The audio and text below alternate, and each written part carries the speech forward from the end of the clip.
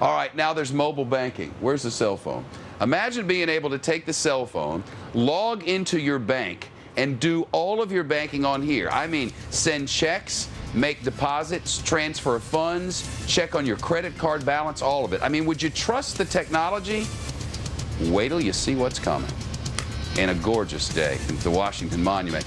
Kids galore, it's spring break, the cherry blossoms are blooming. All right, now the phone. Imagine being able to access your bank by your phone. I mean, it's not just like to find out how much money you have there, but actually transfer money, send checks out, take care of everything right here. It is the high-tech future, and it's almost here with AT&T and Cingular Wireless as they're preparing this launch now of a partnership deal with some major banks. The executive editor of PC Magazine is Jeremy Kaplan. He's with us live from New York. Jeremy, you know, this sounds a little frightening. I'm always wondering if, you know, people are listening in on the thing, much less sending my bank information across it. My first thought, too, is very scary. A lot of people are going to be very hesitant to use this, and I don't know why. People are very hesitant to use online banking as well. Surprisingly few people do this.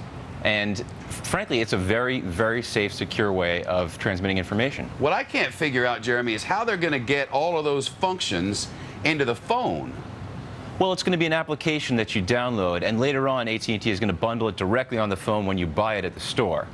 And all of this sort of leads to the idea that your phone eventually is your credit card, right? And it works with a swipe most places? Exactly. So this is the first half of the solution, which it's taken them, frankly, years to do. They've been talking about this for ages. So the second half of the solution is going to be some sort of an RFID reader, the same thing you have in your car that lets you pay for tolls automatically. I lost you. It's called an RFID reader. It's just a radio transmitter. Well, that's unfortunate.